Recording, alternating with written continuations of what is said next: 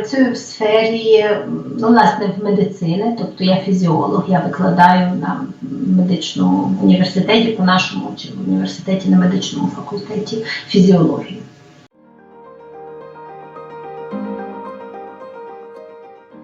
Фізіологія – це наука про організм, як працює нормальний людський організм, коли він здоровий.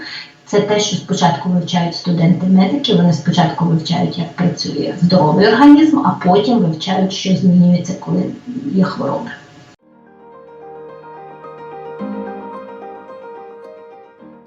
Я починала з такого дуже цікавого інституту фізіології Богомольця. І це свого часу був дійсно дуже відомий інститут ще за Радянського Союзу. Це був інститут, в якому зробили, по суті, ґрунтовні роботи для того, щоб отримати як мінімум одну Нобелівську премію.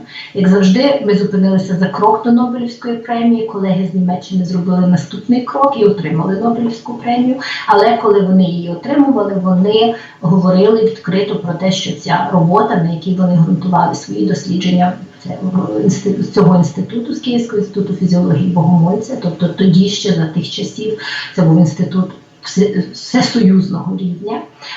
І в них була дуже цікава система, це була система Академії наук України, коли вони відбирали для себе студентів в Києві, а потім посилали їх на 4 роки до Москви вчитися. Це тоді Болонью, це те, що ви, напевно, знаєте, болонська система, bachelor-master. Це ввели в Німеччині в районі початку 90-х років, почалася розмова про Болонью, а саме введення відбулося ще пізніше. Ми говоримо зараз про 80-ті роки, я поступала в 83-му році, я була далеко не першою, тобто програма вже була, мінімум існувала 10 років. Власне, ця система Bachelor і Master. І Bachelor був за кошти Української академії наук в Московському інституті Moscow Institute of Physics and Technology, тобто це фізтех так званий. Американці, коли вони шукали людей, які є випускниками цього інституту, то вони казали Moscow Rocket College in Долгопрудній. Тобто це, так би мовити, було також дуже відомий університет, відомий інститут тоді. Є також Нобелівські лауреати з цього інституту. Якщо ви знаєте про графен, була недавно Нобелівська премія, такий легкий дуже матеріал, графен, то, власне, випускники цього самого фізтеху отримали цю Нобелівську премію. І тому в цей хороший університет посилала Академія наук своїх студентів, а потім отримувала їх назад після Bachelor і вчила їх сама на Master. Тобто це було така дуже цікава і дуже тоді прогресивна система, якої тоді в Європі ще не було. І так мені вийшло, тобто я поступила на факультет фізико-хімічної біології. Це теж тоді для цього фізико-математичного вузу був новий факультет, ми були 2-й рік набору.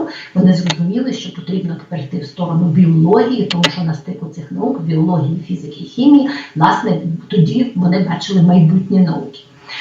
І закінчивши досить так фізико-математичного напрямку цей Bachelor за 4 роки, ми тоді приїхали в Київ, і в Києві у нас був мастер вже дуже біологічний, фізіологічний, біохімічний, молекулярна біологія, імунологія. Ті люди, які нам викладали, того часу були директорами інститутів Академії наук з профільних. Тобто, може ви знаєте, є такий, той, хто займається біологічними науками, зараз він навіть претендує на голову Академії наук, Комісаренко, то він нам читав імунологію, наприклад.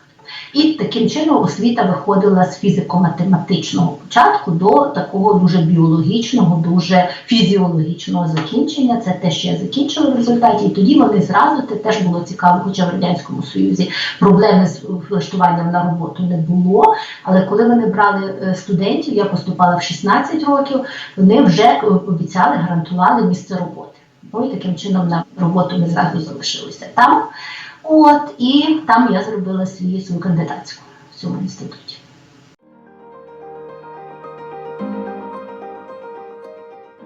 Такий дуже плинний, тому що також це інститут фізіології Богомольця, як я вже сказала, тоді директором цього інституту був Платон Григорович Костюк, а сам Платон Григорович Костюк вчився в іншого Нобелівського лауреата в Австралії, і він, так би мовити, також це було дуже все зав'язано, і буквально коли я була студентом, власне, в аспірантурі на 2-му році, в нас був такий, перед тим у нас був тоді ще радянсько-американський симпозіум, де до нас приїхали дуже відомі люди з Америки, а потім був радянсько-німецький симпозіум.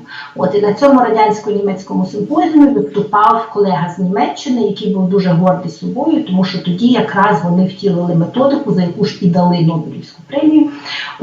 І це був, по суті, рік того, коли дали Нобелівську премію, вони були дуже собою горді, дуже розповідали, як же ж вони зробили це геніальне відкриття. А зразу після нього виступала я і розказувала, що ми зробили те саме, трошки простіше і мусили трошки вирізати кусочок мозку, але, в принципі, все працює і результати дуже подібні, і аналізи ті самі, все це можна робити і в нас.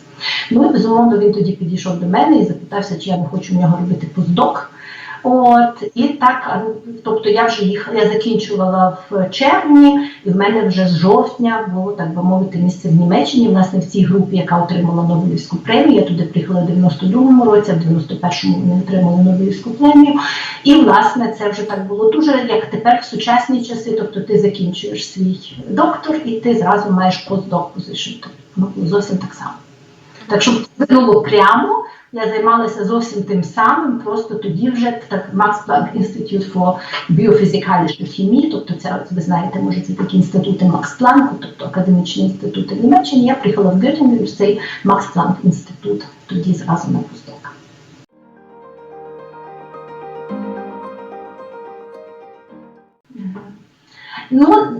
Мені здається, що жодних. Тобто, безумовно, мова для початку, тобто англійська у нас була хороша, і це теж велика дяка в нашому фізико-математичному інституті. Була кафедра іноземних мов, яку очолювала, хоч і в Москві, така українка Майя Васильівна Круть, яка свого часу перекладала на Нюрнберзькому процесі. І вона була абсолютно переконана, що науковцям потрібна хороша англійська мова, і на цьому фізико-математичному інституті кафедра іноземних мов була грозою всіх студентів, тобто треба було дуже добре вчитися, і вони могли тебе, так би мовити. І ми дуже добре вчилися і дуже вдячні, власне, їм, тому що дійсно проблеми з англійською мовою не було зовсім. Безумовно, була. Я, наприклад, пам'ятаю, як до цього часу ми сиділи в ресторані, і вони мені говорили про те, що щось там і onions. І я з ці onions не знала, що це таке, аж поки в кінці сміялися, всі попросили офіціанта принести, що, власне, той onion, він виявився цвібель, а цвібель вже дуже близький до цибулі, тобто, якби вони казали цвібель, я б вже, напевно, придумала і знала, що це таке, а от onion я з ним нічого не могла почати. Тобто, безумовно, була мова наукова, але не було мови такої побутової. Англійської її було набагато менше, тобто її, так би мовити, довелося наздоганяти, оскільки в Max Planck інституті мова була англійська спілкування, тобто великих проблем не було.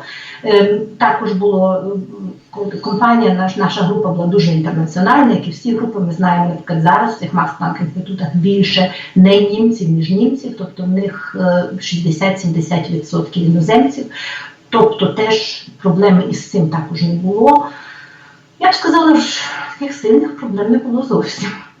А наука, з точки зору науки, вона, так би мовити, розвивалася цікавіше, активніше, прийшлося перевчитися, тому що ми зрозуміли, що технічні можливості набагато кращі, виходили ті експерименти, які в Україні не виходили, наприклад, тому що для того, що ми робили, а це відведення від одиночних клітин в мозку, потрібно дуже стабільні умови.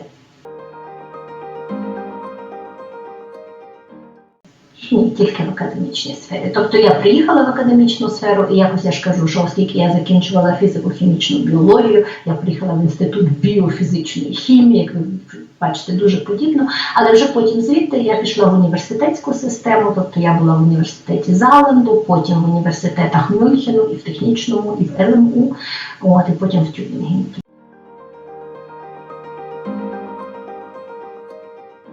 Було коротко, тобто є така давня традиція, колись, оскільки ми нейрофізіологи, тобто нас цікавить, як працюють нейрони, нервові клітини, то для цих нервових клітин, коли тільки починали їх досліджувати, шукали великі клітини, які можна відносно простими методами, так би мовити, від них робити записи, їх вимірювати.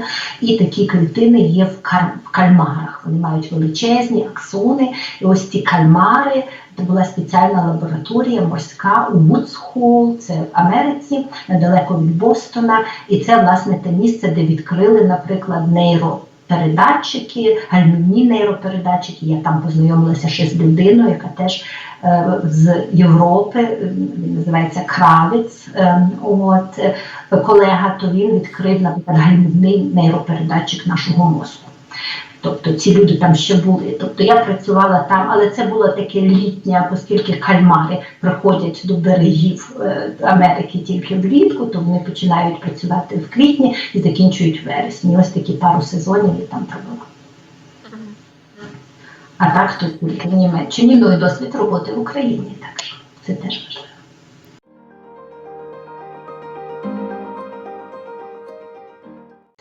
Ну, з чого починати? Тобто починати треба з мрії, як казав Богдан Гаврилишин, мрійте велико, так? Тобто мрія повинна бути солідна. І тоді, якщо ви дійсно цим захоплені, якщо ви хочете працювати в цій галузі, просто наполегливо йти, так би мовити, до цієї мети. Дуже гарно сказано вже в Біблії, стукайте і відкриється. Я б сказала, що це дуже хороший досвід, і його дуже часто і я сама використовувала, і зараз як ментор, я, наприклад, є ментором Гельмгольц, товариство Гельмгольца має таку Führungsakademie, де вони підтримують молоді таланти і додають їм, так би мовити, імпульси для розвитку. І я є ментором в цій академії, коли я там викладаю як ментор, то я завжди кажу, що стукайте, відкриється обов'язково, тобто не боятися питати людей, якщо маєш якусь проблему, поділись нею з багатьма людьми і завжди знайдеться розвиток. Не боятися, що наша підготовка якась така, що ми чогось не можемо, що ми чогось не вміємо. Безумовно, на жаль, за ці роки, тобто ми говоримо, я з України приїхала в 92-му році, за ці роки не скрізь був розвиток в кращому напрямку. Є дуже цікаві моменти, оскільки ми співпрацюємо, також як Українсько-німецьке академічне товариство з колегами в Україні. Ми знаємо дуже хороші, цікаві приклади, де дуже гарний розвиток пішов, але є місця, може, де трошки менше. Але все одно в будь-якому випадку наш рівень є нічим не гірший за європейський рівень, багато в чому, особливо в точних науках, ми це знаємо, навіть часом кращий. Тому не боятися, що я чогось не вмію, не знаю, і вони набагато геніальніші за мене, нічого подібного. Але, безумовно, вчити мови, тому що, очевидно, і в нас в країні, будь-де, якщо ти говориш з людиною тією самою мовою, то ви краще можете порозумітися. Тобто не боятися німецької мови. Я, наприклад, що ви кажете, що я, може, зробила інакше в своєму житті, можливо, в Києві в 90-х роках мені треба було краще вчити німецьку, ніж японську, але я вчила японську, нічого, потім вивчила німецьку. Але в цьому плані, тобто, безумовно, треба бути відкритим до мов. Колись в Гьотінгені один італійський колега мені сказав, найгірше, що ти можеш зробити, це питатися людей на вулиці, do you speak English? Не роби цього, забудь, говори з ними по-німецьки, і дійсно це люди дуже відкриті, вони радо допомагають вивчити мову. Так що дерзати, йти до своєї мети, також завжди підтримувати своїх і шукати, так би мовити, ви дуже правильно самі зробили, спілка українських студентів Німеччини, абсолютно правильний підхід. І, так би мовити, тому що це підтримка, тому що це група, знати також, що будь-де ви опинилися в Німеччині, напевно, також і в світі, але в Німеччині гарантовано є українське товариство, є люди, які здатні допомогти, підтримати, допомогти з першими організаційними моментами. Тобто цим також треба користуватися, але, як завжди, не можна тільки брати, треба також і віддавати. І якщо так, то тоді будемо всі разом рухатися вперед.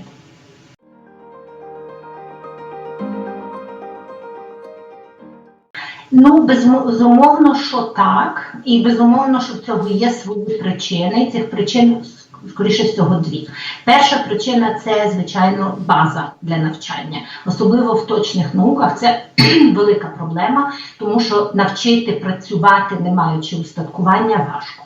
Тобто на тему устаткування, це також для Українсько-німецького академічного товариства велика мета забезпечити українські університети модерним устаткуванням. Безумовно, це не може зробити будь-яке товариство, це повинна робити держава в першу чергу, або держава повинна як мінімум не заважати, наприклад, дискусія з митницею, яка не повинна існувати, тому що багато устаткування, наприклад, яке в Макс-Планк-інститутах тут списується через 10 років після того, як його зробили, може працювати в Україні чудово ще наступні 20 і бути дуже модерним і дуже сучасним. Тобто, безумовно, матеріальна база – важка тема для практичних експериментальних наук. Так? Тобто це безумовно. Цього можна потім навчити в Німеччині. Є дуже багато можливість для українських колег, якщо вони хочуть і зацікавлені, співпрацювати з європейцями. Просто є багато можливостей робити спільні програми, де студенти вчать, наприклад, курс в Україні, потім роблять практичні заняття десь в якійсь європейській країні, де є хороша база. Це можна робити вже зараз, ми це завжди підтримуємо, але безумовно потрібні, так би мовити, також бажання з українського боку. Це перше. І друге, звичайно, це те, що в Німеччині дуже міняється. Тобто в Німеччині 30 років тому викладання було зовсім інакше, ніж в Німеччині викладання зараз. Це помінялося. Ми десь приблизно зараз багато, хто це теж, я ж кажу, є дуже чудові приклади, але вони поодинокі, на жаль.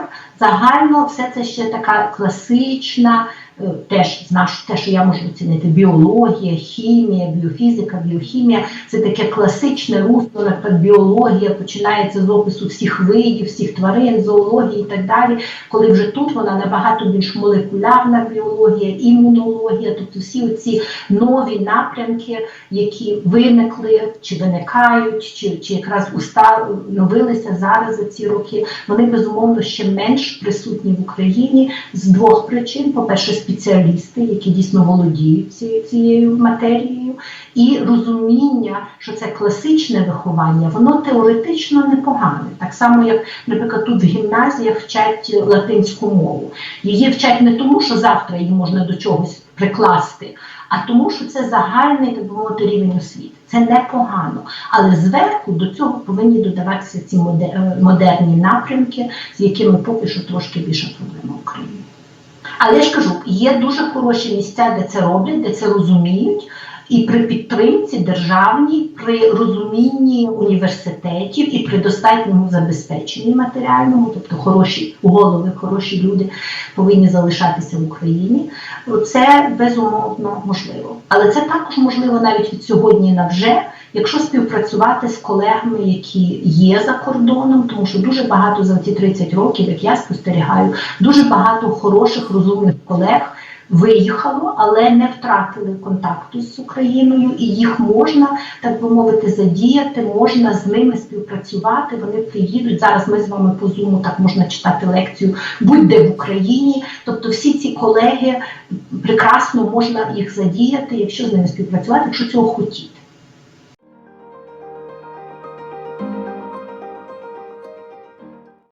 Постійно. Безумовно, ви ж, так би мовити, напевно, трошки чули про Українсько-німецьке академічне товариство, тому це наша мета, і це вже досить, так би мовити, велика, уставлена організація. Ми вже доходимо до 70-80 членів, дійсних членів, тобто ті, які також не проти заплатити членські внески. Ми маємо біля 1000 людей, які, так мовити, зацікавлені, допомагають, але не є дійсними членами товариства. І це постійно щось відбувається. На цьому році, не дивлячись на корону, якраз зараз проходить літня школа в Києві, це якраз в політехнічному університеті, так мовити, за участі Українсько-німецького академічного товариства. Я особисто проводила останню школу минулого серпня у Львові для студентів-медиків і для початкуючих, так мовити, лікарів, інтернів і так далі. Перед тим ми проводили школу у Франківську, паралельно йшла школа в Одесі минулого року, була і в Франківську, і в Одесі школа. Тобто постійно це, так мовити, частина нашої роботи.